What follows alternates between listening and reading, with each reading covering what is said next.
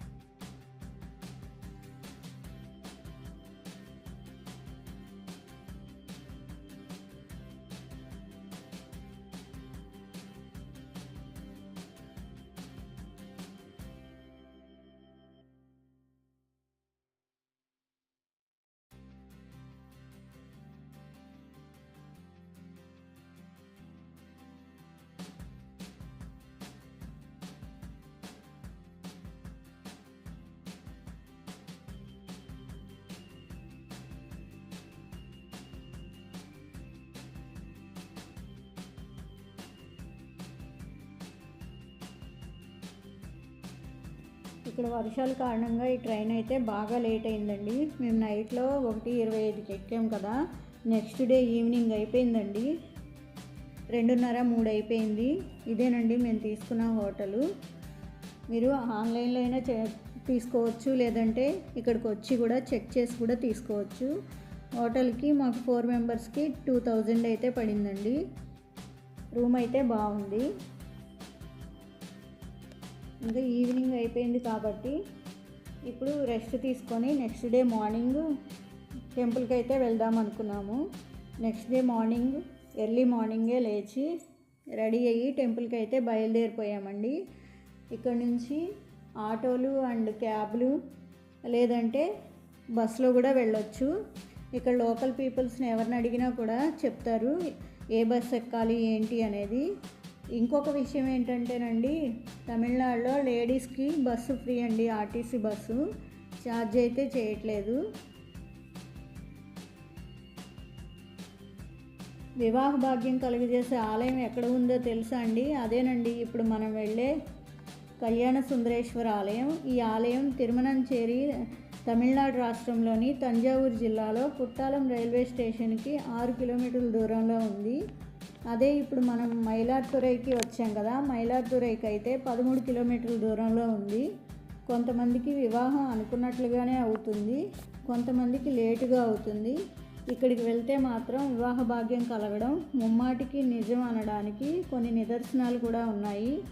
వివాహం కుదరడం ఆలస్యమైన, వివాహ దోషాలు ఉన్నా కానీ, అంటే కళత్ర దోషాలు, శని దోషాలు అండ్ కుజి దోషాలు, అలానే నవగ్రహ దోషాలు, ఎటువంటి దోషాలు ఉన్నా ఆ దోషాలు తొలగించి వారి వివాహం తొందరగా అయ్యి మంచి కుటుంబం నుండి మంచి అమ్మాయి, అలానే మంచి అబ్బాయి, భార్య లేదా భర్తగా లభించేటట్టుగా చెప్పబడుతున్న ఆలయం ఈ తిరుమనంచేరి కళ్యాణ సుందరేశ్వర ఆలయం. ఇక్కడ పార్వతీదేవి శివుని వివాహం చేసుకోవడానికి పునర్జన్మించిందని పురాణ కథనం. ఈ ఆలయం 3.5 ఎకరాల విస్తీర్ణంలో ఉంది. ఇక్కడ పూజా సమయాలు ఉదయం 6 గంటల నుండి మధ్యాహ్నం 12 గంటల వరకు, అలానే మధ్యాహ్నం 3 గంటల నుండి రాత్రి 8 గంటల వరకు చేస్తారు. వివాహం కోసం ప్రయత్నం చేసేవారికి ఈ ఆలయం ముఖ్యమైన ప్రదేశం. నటరాజస్వామి ఆలయం, దక్షిణామూర్తి, బ్రహ్మ, లింగోద్భవ అండ్ దుర్గాదేవి గుడులు కూడా ఉన్నాయి. పండుగల సమయాల్లో ఈ ఆలయ దర్శనం ముఖ్యమైనదిగా చెప్తారు. శివరాత్రి, ఆరుద్ర దర్శనం అండ్ తిరుక్కాయనం ఇక్కడ ముఖ్య పండుగల్లో కొన్ని. ఇక్కడికి దగ్గరగా ఉన్న సిటీలు కుంభకోణం, చిదంబరం. ఈ ఊరికి తిరుమనంచేరి అనేది ఎలా వచ్చిందంటే, తిరుమల అనగా వివాహం, చేరి అంటే గ్రామం, అంటే వివాహం జరిగిన స్థలం. శివపార్వతులకు వివాహం జరిగిన స్థలంగా చెప్పబడుతున్న ఊరు. ఈ ఆలయం చరిత్ర విషయానికి వస్తే పురాణ కథనం ప్రకారం ఒకానొక సమయంలో పార్వతీదేవి మానవుల్లాగా ఈ భూమిపై పెళ్లి చేసుకోవాలి అనుకుంటుంది. ఆమె అనుకోకుండా శాపానికి గురవుతుంది. తర్వాత తిరుమనంచేరిలోనే మరలా జన్మించడం, తిరిగి పార్వతీదేవి శివుడిని ఇదే స్థలంలో వివాహం చేసుకున్నట్లుగా చెప్పబడుతుంది. ఈ ఆలయంలో పార్వతీదేవి కోకిలాంబగా, శివుడు శ్రీ కళ్యాణ సుందరేశ్వరుడుగా ఇక్కడ ప్రసిద్ధిగాంచి ఉన్నారు. ఈ ఆలయానికి వచ్చిన వారికి త్వరగా పెళ్ళిళ్ళు అయ్యాయని, 3 నుండి 6 నెలల మధ్యలోనే సంబంధాలు ఖాయమయ్యాయని, మంచి ఇంటి నుండి సంబంధం వచ్చిందని చెప్తారు. అలానే పెళ్ళి కావాల్సిన అబ్బాయికి కానీ అమ్మాయికి కానీ కుదరకపోతే వారి తల్లిదండ్రులు కూడా వెళ్ళి ప్రార్థించవచ్చట. ఇక్కడ ముందుగా గణపతిని దర్శించి తర్వాత శివుడు పార్వతిని దర్శించాలి. ఇక్కడ చిన్న బాలిక రూపంలో అమ్మవారు ఇక్కడ దర్శనమిస్తారు. ఆ తర్వాత మంటపానికి వెళ్ళిన తర్వాత దీపాన్ని వెలిగించాల్సి ఉంటుంది. తర్వాత కాంప్లెక్స్లోకి వెళ్ళి పంతులు గారికి టికెట్ ఇవ్వాలి. టికెట్ కాస్ట్ వచ్చి 150 రూపాయలు ఉందండి. టికెట్ గుళ్ళోకి ఎంటర్ అవ్వగానే లెఫ్ట్ సైడ్ టికెట్ కౌంటర్ ఉంటుంది, అక్కడ తీసుకోవాలి. పూజా సామాగ్రి వారే ఇస్తారు. పూజా సామాగ్రిలో 2 పూలదండలు ఖచ్చితంగా ఉండాలి. ఒక దండను శివపార్వతుల పాదాల దగ్గర ఉంచుతారు, రెండవ దండను తిరిగి మనకిస్తారు. వివాహం కోసం దోష నివారణ పూజ చేస్తారు. వివాహం కావాలన్నా, వివాహం కుదరలేదు అనుకుంటే వివాహ భాగ్యం కలిగజేసే ఆలయానికి తప్పకుండా వెళ్ళాలి. మా దర్శనం పూజ అయిపోయాయండి. మేము నెక్స్ట్ వైదీశ్వరన్ శ్రీ వైద్యనాథ స్వామి టెంపుల్కి అయితే వెళ్తున్నాము. ఇక్కడ నుండి 12 కిలోమీటర్లు ఉంటుందండి ఈ టెంపుల్. బస్లోనే ట్రావెల్ చేయొచ్చు లేదా ఆటోలో కూడా వెళ్ళొచ్చు, కానీ ఇక్కడ ఎక్కువ కాస్ట్ అడుగుతున్నారండి, అందుకోసం మేము బస్లోనే ట్రావెల్ చేసాము. మా పూజ అండ్ దర్శనం కూడా 9 వరకు కంప్లీట్ అయిపోయిందండి. ఇప్పుడు బ్రేక్ఫాస్ట్ చేసుకొని వైదీశ్వరన్ కోయిల్కి అయితే బయలుదేరాము. ఈ టెంపుల్ ఎదురుగుండానే బస్సెస్ ఆగుతాయండి. బస్సులో వైదీశ్వరన్ కోయిల్ చేరుకోవచ్చు. లేదు కళ్యాణ సుందరేశ్వర్ వెళ్ళని వాళ్ళు డైరెక్ట్ వైదీశ్వరన్ కోవిల్కి వెళ్ళాలనుకునే వాళ్ళు సేమ్ విజయవాడ నుంచి వీక్లీ వన్స్ ట్రైన్స్ ఉన్నాయి కదా, ఆ ట్రైన్లో మైలార్తురైకి వచ్చి అక్కడి నుంచి రావచ్చు. లేదా వైదీశ్వరన్ కోవిల్కి సిర్కాలి 6 కిలోమీటర్లు ఉంటుందండి, కానీ అక్కడ ట్రైన్ ఆగదు. మైలార్తురైకి వచ్చి అక్కడి నుంచి రావాల్సి ఉంటుంది. మైలార్తురైకి అయితే 12 కిలోమీటర్లు. చిదంబరం నుంచి కూడా రావచ్చు. చిదంబరంకి 30 కిలోమీటర్లు. కుంభకోణం నుంచి అయితే 50 కిలోమీటర్లు ఉంటుంది. చెన్నైకి అయితే 250 కిలోమీటర్ల దూరం ఉంటుంది. వైదీశ్వరన్ కోవిల్లో రైల్వే స్టేషన్ ఉంది, బట్ తెలుగు రాష్ట్రాల నుంచి వెళ్ళే ట్రైన్స్ ఇక్కడ ఆగవండి. వైదీశ్వరన్ కోవిల్కి 6 కిలోమీటర్ల దూరంలో ఉన్న సిర్కాలిలో ట్రైన్స్ ఒక్కో ట్రైన్ ఆగుతుంది, అక్కడి నుంచైనా రావచ్చు. ఇక్కడ నుండి బస్సు లేదా ఆటోలో వెళ్ళొచ్చు. మన తెలుగు రాష్ట్రాల నుంచి డైలీ ట్రైన్స్ లేవు కదా, వీక్లీ వన్సే ఉన్నాయి. ట్రైన్ డీటెయిల్స్ డిస్క్రిప్షన్లో ఇస్తాను, చెక్ చేయండి. వైదీశ్వరన్ కోవిల్ ఈ ఆలయం శివుడు వైద్యనాథుడిగా, పార్వతీదేవి తైలనాయికగా దర్శనమిస్తారు. ఈ ఆలయానికి మరో పేరుందండి, పుల్లింకు వేలూర్. ఈ ఆలయంలో స్వామివారిని జటాయువు, ఋగ్వేదం, కుమారస్వామి మరియు సూర్యుడు పూజించడం వల్ల ఈ ఆలయానికి పుల్లింకు వేలూర్ అని పేరు వచ్చింది. ఆలయంలోకి వెళ్ళగానే ముందుగా వినాయకుడు అండ్ కుమారస్వామిని దర్శించుకుని ఆ తర్వాత ఎడంవైపుకు వెళ్తే అంగారక గ్రహం ఉంటుంది, దర్శించుకుందామండి. అంగారకుడిని కుజగ్రహం అని కూడా పిలుస్తారు. ఈ ఆలయం యొక్క స్థల పురాణం తెలుసుకుందాము. తారకాసురుడు శివుని కొరకు ఘోర తపస్సు చేసి శివుణ్ణి మెప్పించి శివుని కుమారుని చేతిలో మాత్రమే మరణించే వరం పొందాడట. అప్పటికే సతీదేవి లేరు కనుక మహాశివుడు మరలా వివాహం చేసుకోడు, సంతానం కలగదని తారకాసురుడు ఇలా వరం పొందాడు. తారకాసురుడు దేవతల మీద దాడి చేసి ఇంద్రుడితో సహా దేవతలందరినీ ఓడించి స్వర్గాన్ని జయించాడు. తారకాసురుడి వరం గురించి దేవతలకు తెలుసు. సతీదేవి ఆత్మాహుతి అయిన తర్వాత శివుడు పెళ్లి చేసుకోడని వారికి తెలుసు. అందుకని హిమవత్ అండ్ మేనాల కుమార్తె అయిన పార్వతితో వివాహం జరిపించాలని నిర్ణయించుకుంటారు. చివరికి వివాహం చేసుకున్నారు. వారికి కార్తికేయ అనే కుమారుడు పుట్టాడు. పెద్దవాడైన కుమారస్వామి దేవతల సైన్యాధ్యక్షుడిగా తారకాసురుడితో యుద్ధం చేశాడు. ఆ యుద్ధంలో గాయాల పాలైన సైన్యానికి మహాశివుడే వైద్యుడిగా పార్వతీదేవి ఆయుర్వేద ఔషధ తైల పాత్రతో వచ్చి వైద్యం చేయటం వల్ల ఈ ప్రదేశంలో మహాశివుడు వైద్యనాథుడిగా, పార్వతీమాత కుండలో ఔషధాన్ని నింపుకున్న తైలనాయకిగా వెలిశారని చెప్తారు. అంగారకుడు తన కుష్ఠవ్యాధిని నయం చేసుకోవడానికి ఈ ఆలయానికి వచ్చి ఇక్కడ కోనేరులో స్నానం చేసి వైద్యనాథుడిని సేవించటం వల్ల తన కుష్ఠవ్యాధి నయమైందని చెప్తారు. ఇది ఈ ఆలయ కోనేరు. దీన్ని సిద్ధామృత తీర్థం అని పిలుస్తారు. కామధేనువు పాలతో ఇక్కడ శివలింగాన్ని అభిషేకం చేస్తున్న టైంలో ఆ పాలు ఒలికి ఈ ప్రదేశంలో పడటం వల్ల ఈ తీర్థానికి ఔషధ గుణాలు వచ్చాయని చెప్తారు. దీన్ని గోక్షీర తీర్థం అని కూడా పిలుస్తారట. ఈ తీర్థంలో చిన్న బెల్లం ముక్క, ఉప్పు, మిరియాలు ఈ నీటిలో వేసి స్నానం చేసి శివుణ్ణి ప్రార్థిస్తే రోగాలు నయమవుతాయని భక్తుల నమ్మకం. ఈ కోనేరుకు ఎదురుగా అమ్మవారి ఆలయం ఉంటుంది. ఇక్కడ అమ్మవారిని తైలనాయకి అని పిలుస్తారు. అమ్మవారి చేతిలో ఉన్న పాత్రలో ఆయుర్వేద ఔషధాలతో ఉన్న తైలం ఉంటుందిట. అందుకే ఈ అమ్మవారిని తైలనాయకి అని పిలుస్తారు. నెక్స్ట్ పక్కనే ఉన్న వైద్యనాథుని ఆలయం ఉంటుంది, దర్శించుకుందాము. ఇంకో విషయం ఏంటంటే ఈ వైదీశ్వరన్ కోవెల్ దగ్గరలో చెప్పే నాడీ జ్యోతిష్యం ప్రఖ్యాతిగాంచింది. చేతి బొటనవేలి ముద్ర ఆధారంగా ఇక్కడ మన భూత భవిష్యత్ వర్తమాన కాలాల గురించి చెప్తారు. ఇక్కడ స్థానికంగా ఉంటున్న 12 కుటుంబాలకు వంశపారంపర్యంగా ఈ విద్య వస్తుంది. టెంపుల్ బయట కూడా ఈ జ్యోతిష్యాలయాలు ఉన్నాయి. ఇంట్రెస్ట్ ఉంటే చెప్పించుకోవచ్చు. జెన్యున్గా చెప్పేవాళ్ళు మాత్రం చాలా తక్కువగా ఉన్నారట. చూసి మనం కనుక్కొని చెప్పించుకోవాల్సి ఉంటుంది. మీకు ఇంట్రెస్ట్ ఉంటే చెప్పించుకోవచ్చు.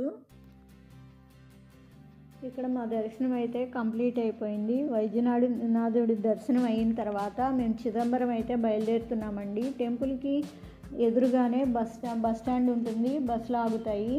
బస్సులో చిదంబరం అయితే వెళ్తున్నాము. ఇక్కడ నటరాజస్వామి టెంపుల్ ఉంటుంది.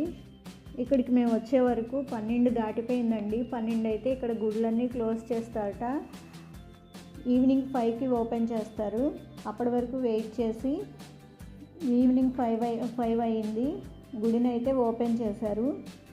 ఇప్పుడు ఈ గుడి గురించి తెలుసుకున్నాక చాలా గ్రేట్ఫుల్గా అనిపించింది. మీరు కనుక తమిళనాడు విజిట్ చేస్తే ఈ గుడికి మాత్రం తప్పకుండా వెళ్ళండి. చిదంబరం ఈ టెంపుల్ వరల్డ్లోనే అతిపెద్ద శివాలయం. ఇక్కడ పంచభూతాల్లో ఒకటైన ఆకాశలింగం ఉంటుంది. ఇక్కడ మహాశివుడు తాండవం చేసిన ప్రదేశం.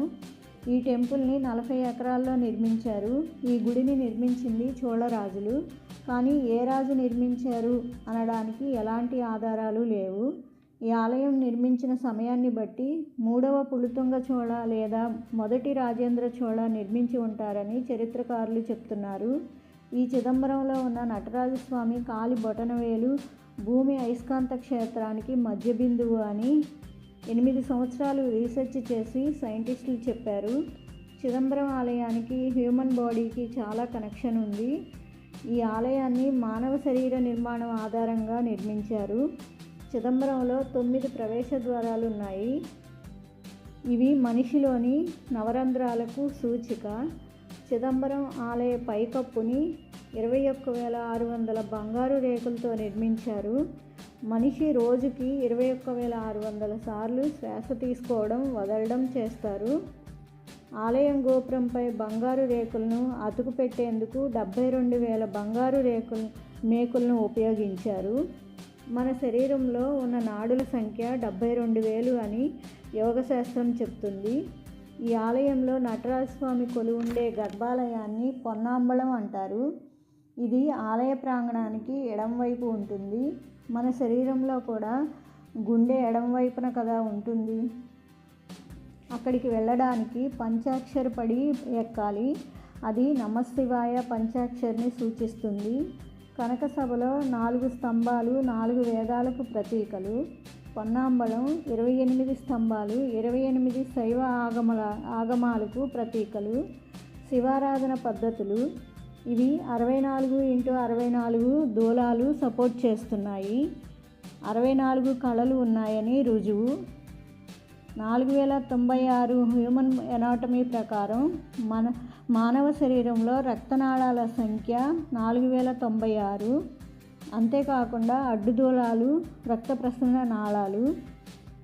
9 కలశాలు 9 రకాల శక్తికి ప్రతీకలు. అర్ధమండపంలోని 6 స్తంభాలు 6 శాస్త్రాలకు ప్రతీకలు.